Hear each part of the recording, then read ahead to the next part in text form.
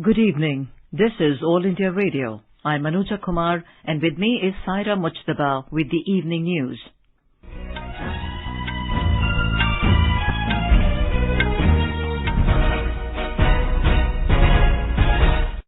The headlines. Economic stability and confidence to be at the heart of the new agenda, announces UK's new Prime Minister Rishi Sunak. Partial solar eclipse witnessed in many parts of the country. Over 300 candidates filed papers on the last day of filing nominations for assembly elections in Himachal Pradesh. Competition Commission of India imposes a 936 crore rupee penalty on Google for abuse of dominant position. Heavy downpour continues across the northeast as cyclone Sitarang weakens into a depression. In cricket, at the Men's T20 World Cup, Australia beat Sri Lanka by 7 wickets, and in badminton, Saina Nehwal will clash with Yvonne Lee of Germany in the Women's Singles French Open match tonight. And now the news in detail. Rishi Sunak officially became the new Prime Minister of the United Kingdom this evening. The former Finance Minister met King Charles III at Buckingham Palace, who accepted the resignation of Liz Truss. In his first speech as the Prime Minister, Mr. Sunak said the UK is facing a profound economic crisis, and he would put the economy at the heart of the new government's agenda. I will place economic stability and confidence at the heart of this government's agenda. This will mean difficult decisions to come. But you saw me during COVID doing everything I could to protect people and businesses with schemes like furlough. There are always limits, more so now than ever, but I promise you this: I will bring that same compassion to the challenges we face today. Commenting on his predecessor Liz Truss's tenure, Mr. Sunak said that while unintentional, mistakes were made. I want to pay tribute to my predecessor, Liz Truss. She was not wrong to want to improve growth in this country. It is a noble aim, and I admired her restlessness to create change. But some mistakes were made, not born of ill will or bad intentions. Quite the opposite, in fact, but mistakes nonetheless. And I have been elected as leader of my party and your Prime Minister, in part, to fix them, and that work begins immediately. Speaking to the public outside number 10 Downing Street, he remarked that trust is earned and together they can achieve incredible things. I stand here before you, ready to lead our country into the future, to put your needs above politics, to reach out and build a government that represents the very best traditions of my party. Together, we can achieve incredible things. We will create a future worthy of the sacrifices so many have made, and fill tomorrow and every day thereafter with hope. Aged 42, Sunak is the youngest British Prime Minister in over 2 centuries. He is expected to appoint a cabinet soon and work to stem an economy sliding towards recession. As the third Conservative Prime Minister this year, he will also try to unite the party. Around 10,000 houses were damaged by Cyclone Sitarang after its landfall in Bangladesh late last night. Briefing the media in Dhaka today, State Minister for Disaster Management and Relief, Mohammad Inamur Rahman, said that the government provided shelter to close to 1 million people during the cyclone. He said most people have returned to their homes from the shelters. The minister said that the cyclone weakened very quickly after hitting the coastal districts last night. He said 9 deaths have been reported so far. He added that 6,000 hectares of cropland and 1,000 fishing enclosures were damaged in the cyclone. Earlier, the State Minister for Power, Nasrul Hamid, said power supply has been disrupted due to damage to electric poles and efforts to restore electricity are on. Meanwhile, flight services from the 3 airports in the coastal areas at Chattogram, Cox's Bazar and Barisal resumed from noon today. Ferry services also resumed after remaining suspended for close to 36 hours. In Manipur, normal life in some parts of Ukhrul, Noni and Tamenglong districts were affected due to cyclone Sitarang. The entire state also witnessed low rainfall since yesterday due to the cyclone. Dozens of households were destroyed due to the cyclone yesterday in several villages in Noni and Tamenglong districts. The cyclonic storm ripped off the rooftop of homes and minor landslides occurred along the highways in the districts. Moreover, the rainfall caused by the cyclone also damaged crops, as most of the paddy fields in Imphal Valley are ready to harvest. However, cyclonic storm and rainfall did not deter Diwali celebrations today. While most states celebrated Diwali yesterday, the festival is celebrated today in Manipur. Almost half the construction work of the Sri Ram temple in Ayodhya in Uttar Pradesh has been completed. The temple will open for devotees in January 2024. Sri Ram Janmabhoomi Tirth Kshetra Trust today invited the media for the first time to see the progress of the Ram temple. Prime Minister Modi inspected the construction work of the temple on the eve of Deepavali amidst the celebration of the Grand Deepotsav in Ayodhya. More details from our correspondent. Sri Ram Janmabhoomi Tirth Kshetra Trust General Secretary Champat Rai told media persons that the construction of the Sanctum Sanctorum of the temple is almost 30% complete. Ramlala would be seated in the Sanctum Sanctorum in January 2024. By the end of the year 2024, the ground floor and the first floor of the Ram temple will also be ready. In the Sanctum Sanctorum, devotees will have darshan of Lord Ram from a distance of 30 feet. Ram Darbar will be established on the first floor of the temple. There would be 12 gates in the temple and the main gate will be named Singh Dwar. Granite stones are being used in the construction of the Ram temple. Around 400 pillars will be constructed in the Ram temple. Earthquake-resistant technology has been used in the construction. The Ram temple is being built on a land spread across 2.77 acres and the estimated construction cost of the Grand Temple is around rupees 1800 crore. Aditya Shukla, AIR News, Gorakhpur. In Himachal Pradesh, over 346 candidates filed their papers today on the last day of filing nominations for assembly polls scheduled to be held on 12th November. As many as 81 candidates filed their papers in Mandi district, followed by Kangra 72, Chamba 34, Sirmaur 35, Shimla 29, Hamirpur 26, Solan 23, Bilaspur 23, Kullu 19, Kinnaur 3 and Lahaul Spiti 1 filed their papers today. With this, the total number of candidates who have filed their nominations for the 68 seats of the State Assembly has crossed 600 mark. The Competition Commission of India, CCI, imposed a penalty of over 900 crore rupees on Google for abusing its dominant position. It also issued a cease and desist order against the company's anti-competitive practices. The penalty was targeted at Google's Play Store policy. The Commission also directed Google to modify its conduct within a defined timeline. The CCI has found the US tech giant guilty of abusing its market position to promote its payments app and in-app payment system. It said Google forced app developers to use its in-app payment system. It further said Google should not restrict app developers from using any third-party billing or payment processing services either for in-app purchases or for purchasing apps. The CCI found that Google Pay has been integrated with a superior and user-friendly technology. The CCI had imposed a penalty of over 1,337 crore rupees on Google for abusing its dominant position in multiple markets on the 20th of this month. Messaging service WhatsApp witnessed disruption for nearly 2 hours from 12 noon globally. The services were partially restored after reports from the people reached the company that they were having trouble sending messages. Ministry of Electronics and Information Technology has said that eKYC transactions executed through Aadhaar jumped by nearly 8% compared to August this year. The ministry said that the cumulative number of eKYC transactions via Aadhaar has increased to over 1,297 crore by the end of September this year. It said Aadhaar eKYC service is increasingly playing a crucial role for banking and non-banking financial services by providing better and transparent customer experience and ease of doing business.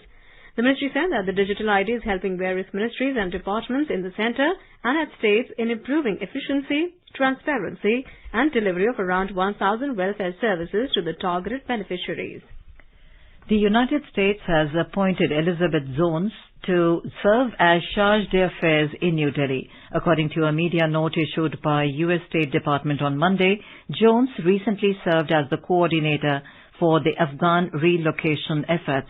She previously served as Assistant Secretary of the State for Europe and Eurasia, Acting Assistant Secretary of the State for Near East, and Ambassador to Kazakhstan. Ambassador Jones carries the highest Foreign Service rank of Career Ambassador. In India, she will join U.S. Embassy and consulate interagency teams in advancing and expanding the partnership between governments and people, a partnership that Secretary Blinken has called one of the most consequential in the world. Minister of State for External Affairs V. Muralidharan participated at the opening session of Dakar International Forum on Peace and Security in Africa in Senegal. The event was inaugurated by President of Senegal, Macky Sall, in Dakar yesterday. Presidents of Angola and Cabo Verde, several ministers and high-level dignitaries were present on the occasion. In a tweet, Mr. Muralidharan said, the forum has become an important place for policy discussions on sovereignty and security aspects of Africa. He said, India strongly supports the development priorities of Africa, guided by 10 principles laid down by Prime Minister Narendra Modi at Ugandan Parliament in 2018. This is the first time that India is participating in the forum at the ministerial level. The Dakar International Forum has become a key event for decision-makers involved in Africa. The participation of Mr. Muralidharan in the Dakar Forum underscores the importance that India attaches to the peace, security and developmental issues concerning Africa. The visit is also in line with India's policy to intensify and deepen its engagement with Africa. India is in regular touch with the Kenyan government to locate the two missing Indian nationals, Mohammad Zaid Sami Kidwai and Zulfiqar Ahmed Khan.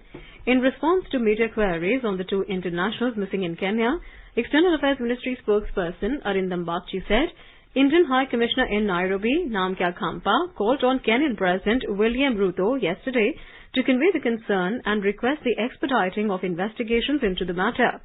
He said the High Commission is in touch with the family members of the two Indians and is assisting them. The government has said that significant progress has been achieved under the ongoing Special Swachhata Campaign 2.0 so far. The special campaign, which has been launched on the 2nd of October and will continue till the end of this month, focuses on cleanliness and reducing pendency in government offices. Talking to AIR News on the progress achieved in the third week of the campaign, Union Minister of State for Personnel, Public Grievances, Dr. Jitendra Singh said that over 254 crore rupees have been earned from the disposal of scrap and more than 37 lakh square feet of space has been freed, which was occupied by dump and junk items. Dr. Singh also said that under the campaign, over 3 lakh public grievances have been redressed under 580 rules were raised. Talking to reporters on the special campaign, Secretary INB Apurva Chandra said that under the campaign, the ministry has taken up the work of scrutinizing the pending bills related to advertisements. Mr. Chandra said the ministry will improve the system and come out with e-billing system to save paper. Department of Defence Production has organized cleanliness drives in 294 sites across the country. The department has been conducting the special campaign 2.0 on Swachhata or cleanliness across its offices in New Delhi and in all field offices and local units since 2nd of October this year. You're listening to the evening news on All India Radio. A reminder of the headlines before we move on. Economic stability and confidence to be at the heart of the new agenda, announces UK's new Prime Minister Rishi Sunak. Partial solar eclipse witnessed in many parts of the country. Over 300 candidates filed papers on the last day of filing nominations for assembly elections in Himachal Pradesh. Competition Commission of India imposes a 936 crore rupee penalty on Google for abuse of dominant position. Heavy downpour continues across the northeast as Cyclone Setarang weakens into a depression. In cricket, at the Men's T20 World Cup, Australia beat Sri Lanka by 7 wickets. And in badminton, Saina Nehwal will clash with Yvonne Lee of Germany in the Women's Singles French Open match tonight. For quick news updates round the clock, follow us on Twitter at AIR News Alerts. अपने business को बढ़ाने के लिए लीजिए आकाशवाणी का सहयोग और दीजिए उसे बुलंदियों के पंख। आपका बिजनेस लोकल है या राष्ट्रीय, आकाशवाणी देती है उपभोक्ताओं तक पहुंचने का हर विकल्प। और अब तो आप घर, दफ्तर या दुकान पर बैठे बैठे कर सकते हैं आकाशवाणी के किसी भी केंद्र के लिए विज्ञापनों की बुकिंग। आकाशवाणी के विभिन्न चैनलों पर विज्ञापन देना सुलभ और सस्ता। बुकिंग है तो संपर्क करें 8700014242 पर। 8700014242।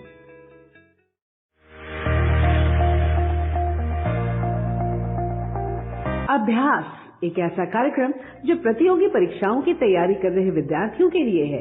आप अपने सवाल 9289094044 पर व्हाट्सएप करें और आपके सवालों के उत्तर हमारे एक्सपर्ट देंगे शनिवार रात 9:30 बजे। इस बार का विषय है Indian polity, government of India act. आपके सवाल हमें 26 अक्टूबर तक मिल जाने चाहिए। आपका अभ्यास हमारा प्रयास।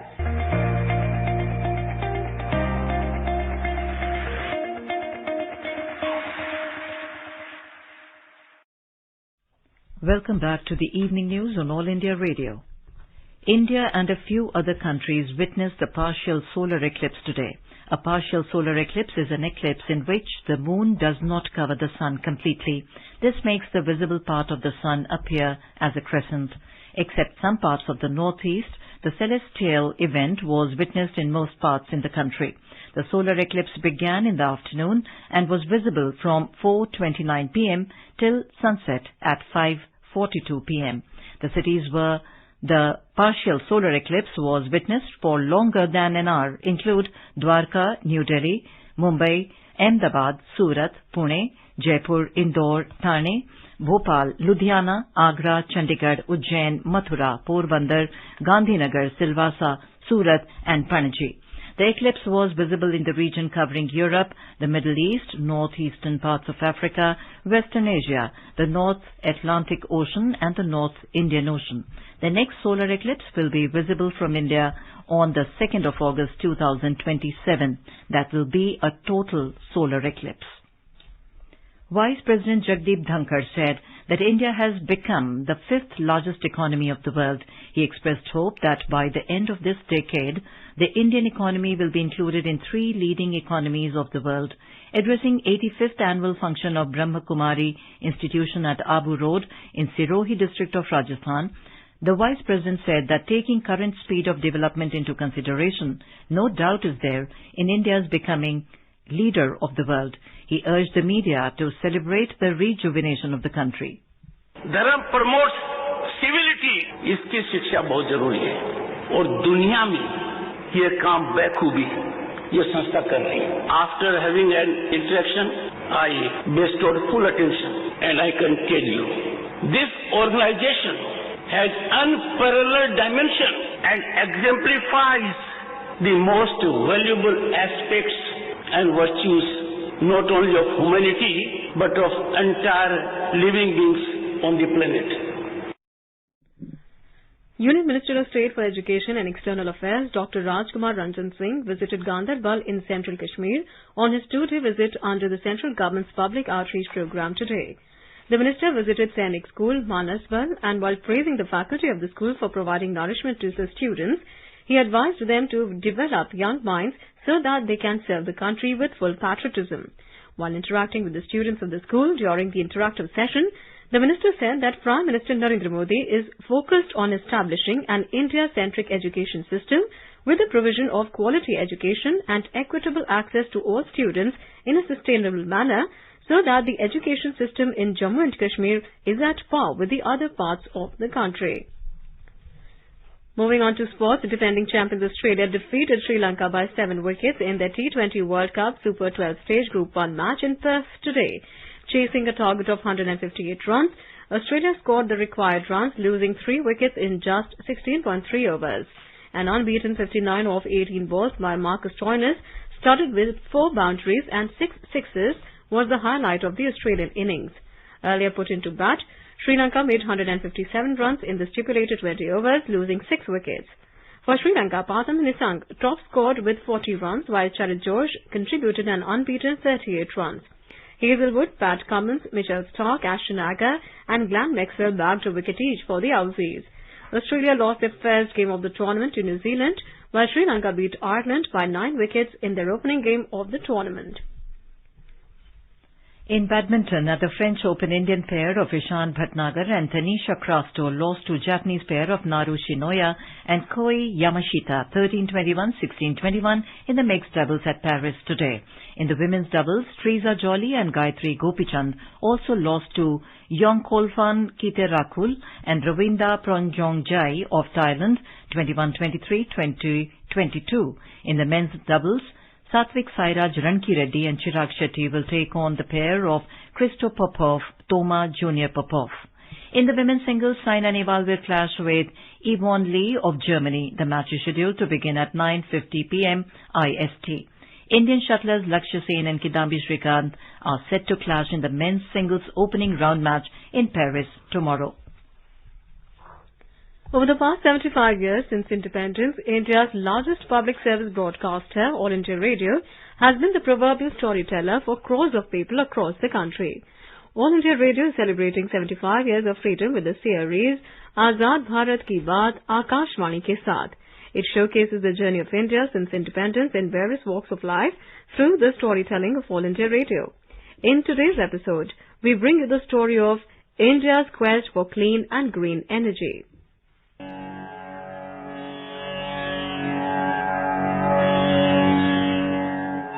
Government of India has taken several steps to promote clean and green energy in the country. In this direction, the government is implementing schemes like Pradhan Mantri Kisan Urja Suraksha Evam Utthan Maha Abhiyan, PM Kusum, Solar Rooftop Phase 2 and setting up of renewable energy parks.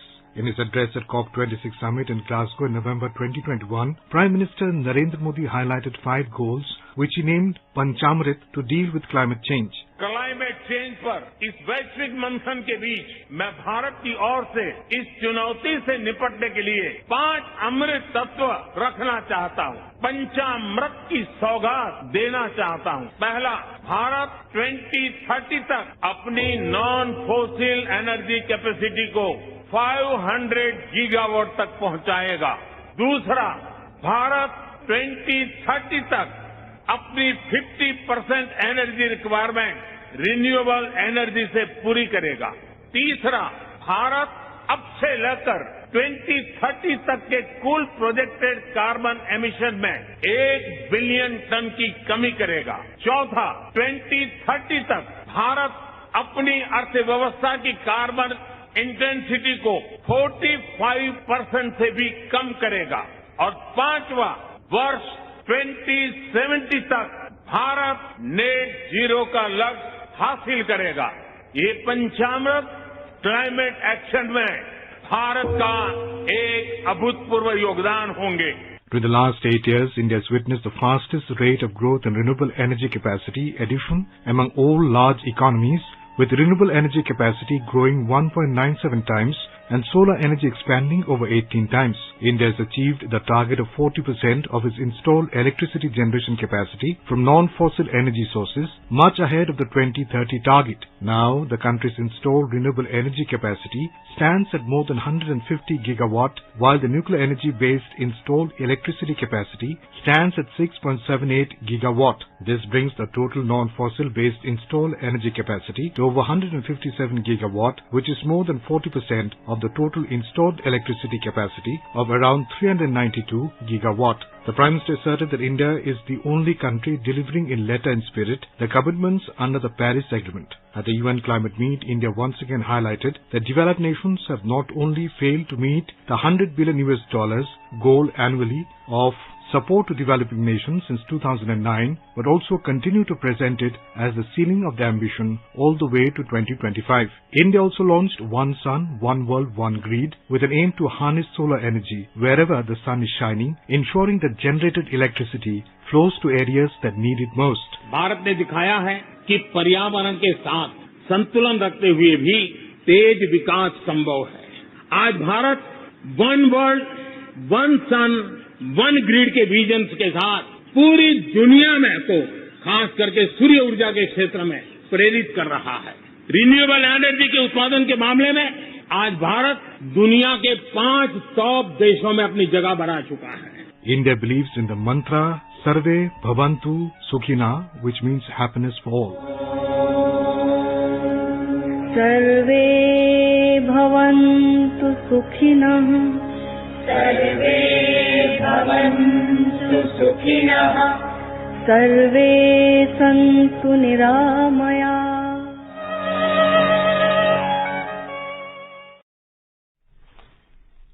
आजाद भारत की बात आकाशवाणी के साथ can be accessed on Twitter at AIR News Alerts, News on AIR official YouTube channel, News on AIR app, Facebook and Instagram handles. So tune in to All India Radio News for Azad Bharat Ki Baat Akashvani ke saath. Moving on to business news, the Sensex and the Nifty today witnessed losses of around 0.5%. Both stock indices fell amid mixed cues from global share markets. The Sensex closed below 59,600 points, while the Nifty settled near the 17,650 level. A report. The Sensex declined 288 points to finish at 59,544. The Nifty also fell 74 points to end at 17,656. At the multi-commodity exchange, gold futures for December was trading at 50,450 rupees per 10 grams. Silver futures for December was trading at 57,030 rupees per kilogram when reports last came in. And global crude oil prices fell more than 1%. In intraday trade, Brent crude was trading at $92.20 per barrel. Anubha Rohabki for AIR News. Now let us have a look at the weather forecast for tomorrow. National capital Delhi is expected to have mainly clear sky. The minimum temperature will be 14 degrees Celsius, while the maximum will be around 32 degrees. Mumbai is likely to have partly cloudy sky towards afternoon or evening. Minimum temperature will be 22 degrees Celsius, and the maximum will be around 35 degrees. Kolkata is expected to have mainly clear sky. Minimum temperature will be 23 degrees Celsius, and the maximum will be around 31 degrees. Chennai is expected to have generally cloudy sky with light rain or drizzle. Minimum temperature will be 23 degrees Celsius and maximum will be around 35 degrees. Srinagar will have mainly clear sky becoming partly cloudy towards afternoon or evening.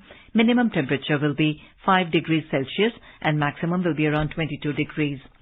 Jammu, Muzaffarabad and Leh will have mainly clear sky. In Leh, temperature will vary between -3 and 12 degrees Celsius. Gilgit will have partly cloudy sky. Temperature will hover between 5 and 26 degrees Celsius. In the south, Hyderabad will have partly cloudy sky with haze. Bengaluru will witness haze. Temperature will vary between 16 and 29 degrees Celsius. Tiruvananthapuram will have generally cloudy sky with 1 or 2 spells of rain or thunder showers. In the northeast, Guwahati, Shillong and Gangtok will have partly cloudy sky with 1 or 2 spells of rain or thunder showers. Aizawl will have partly cloudy sky with possibility of development of thunder lightning. Imphal will witness generally cloudy sky with light rain or drizzle, and Kohima will have thunderstorm with rain. And now, before we end the bulletin, the headlines once again. Economic stability and confidence to be at the heart of the new agenda, announces UK's new Prime Minister Rishi Sunak. Partial solar eclipse witnessed in many parts of the country. Over 300 candidates filed papers on the last day of filing nominations for assembly elections in Himachal Pradesh. Competition Commission of India imposes a 936 crore rupee penalty on Google for abuse of dominant position. Heavy downpour continues across the northeast as Cyclone Sitarang weakens into a depression. In cricket, at the Men's T20 World Cup, Australia beat Sri Lanka by 7 wickets. And in badminton, Saina Nehwal will clash with Yvonne Lee of Germany in the women's singles French Open match tonight. And with that, we end the evening news. Good night. The waves roar of their achievements, the guardians of our seas, the pride of Indian defense, Indian Navy. If you wish to wear the white uniform, apply online to join the Indian Navy as Short Service Commission officers in Executive, Electrical Engineering and Education branch. Entries open for both men and women. Last date for application is 6th November 2022. Log on to joinindiannavy.gov.in. Indian Navy, an ocean of opportunities.